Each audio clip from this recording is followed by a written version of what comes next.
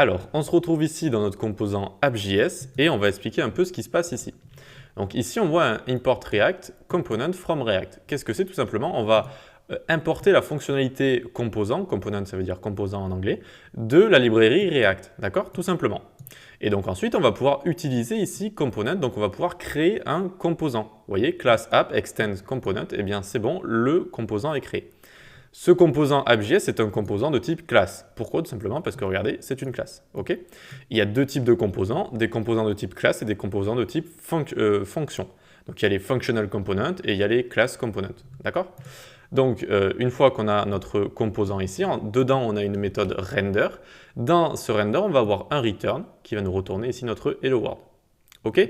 Donc ensuite on a le export default app qui va nous permettre de l'importer ici, regardez. Import app from app, et ensuite on peut l'utiliser ici, tout simplement. Donc, ensuite, ce que je voulais vous montrer, je voulais faire une introduction ici au JSX. Ce qu'on voit ici, là, ce n'est pas de l'HTML, d'accord? C'est du JSX, ce div, class name, app, etc. C'est une notation JavaScript qui va nous permettre de créer de l'HTML, mais en codant en JavaScript, en fait.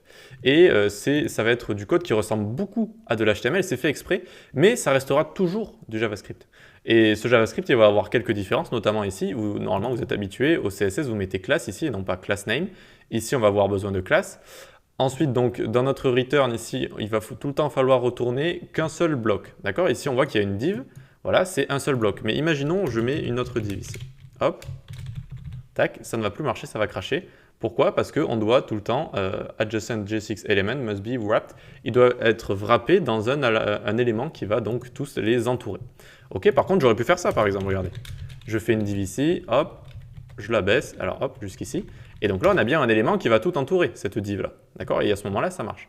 Comment j'ai fait pour remonter et descendre mon div rapidement? Comme ça, j'ai appuyé sur Alt et ensuite les flèches directionnelles. Et ça va me bouger comme ça ma div où je veux. D'accord? Donc on peut enlever cette div, voilà. Tout le temps retourner un seul bloc dans notre JSX. Donc ça aussi on peut enlever. Donc les quelques différences qu'il y a, donc il y a class name ici au lieu de class. Ensuite tout ce qui est éléments qui se ferment, par exemple breu comme ça. Eh bien, alors juste comme ça, en HTML basique, on peut le faire comme ça fonctionne, le saut de ligne comme ça. Mais ici, il faut vraiment tous les fermer, d'accord? Par exemple, là, voilà, il faut vraiment fermer le breu, et là, ça va fonctionner. Ok, si j'écris quelque chose en dessous, hop, maintenant, j'aurai un espace entre les deux, d'accord? Ce sera aller à la ligne. Donc, il y a breu, il y a hr aussi, vous connaissez sûrement, voilà, hr pour faire une démarcation. Qu'est-ce qu'il y a d'autre? Il y a input aussi, input, tac, donc input, il faut le fermer comme ça. Hop, si on ne le ferme pas, donc là ça va fonctionner, vous voyez il y a bien un input ici. Si on ne le ferme pas, ça ne va pas fonctionner et ça va crash encore une fois l'application. Ok pour ça, donc c'est quelques différences, vous en faites pas, hein. Ça se ressemble vraiment beaucoup, c'est ça qui est très agréable avec le JSX, c'est que ça se ressemble beaucoup et du coup c'est très facile à coder. Pourquoi on utilise JSX par contre? Pourquoi on utilise JSX? Pourquoi on n'utilise pas de l'HTML classique ou là on ne peut pas utiliser l'HTML classique, pourquoi on n'utilise pas du JavaScript natif, classique finalement? Eh bien, je vais vous montrer pourquoi. Imaginons ici, on aurait voulu écrire un H1 tout simplement. Voilà, hop, donc on va écrire un H1. Tac, et ici, on va marquer notre composant. Voilà. Donc ça nous a pris une ligne, on a juste écrit notre composant. Pourtant, ça, c'est du JavaScript. Je le répète, JSX, c'est une notation JavaScript. Donc on a pu écrire notre composant. Génial, super. Maintenant, voyons voir si j'avais voulu écrire ça en JavaScript natif. Donc là, je vais commenter mon code. Je fais CTRL-KC, hop, ça me commente tout ça. Ensuite, hop, on peut le remonter un petit peu. Et maintenant, je vais faire ça en JavaScript natif. Même, j'aurais pu tout commenter. Alors, juste, on va commenter jusqu'au return, comme ça. CTRL-KC. Voilà, j'avais oublié de commenter ceci. Donc, on reste dans le render. On reste dans le render et on fait en JavaScript natif return react.createElement. Hop. Dans ce createElement, on va créer un élément div. Ensuite, on va lui mettre class name. Hop. App. Et ensuite, on va lui mettre react.createElement, alors createElement, un h1 null et on va lui mettre le contenu qui sera notre composant. Donc ne retenez pas ce que je suis en train de faire, c'est juste pour vous montrer à quel point c'est plus compliqué, on va dire, en JavaScript natif qu'avec la notation JSX. Ça, c'était juste pour un H1, quoi. Donc si notre application elle est plus grande qu'un H1, vous comprenez que c'est vraiment plus compliqué à écrire comme ça, quoi. C'est pour ça qu'on utilise JSX donc avec React. Alors maintenant que je vous ai montré ça, on peut supprimer ça, hop, et là on va le décommenter ça. On va le décommenter, comment on fait? On fait CTRL-KU. Hop, et donc ça même, j'avais commenté ça aussi, CTRL-KU.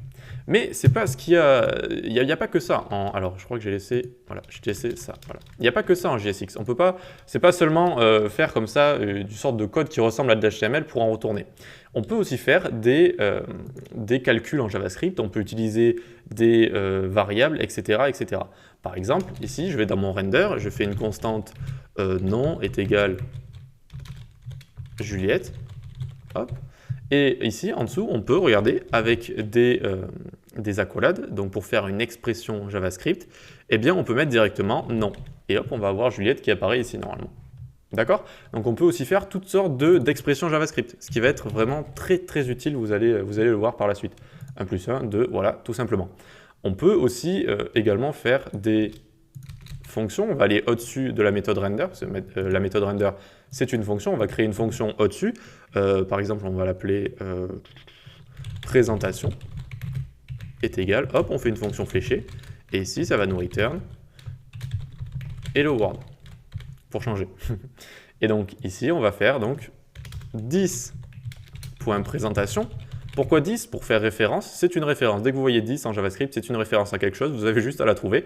Hop, donc c'est référence à cette présentation ici, et on va l'appeler en ouvrant les parenthèses. D'accord? Donc on l'appelle, et juste après, hello world, donc notre composant hello world. OK?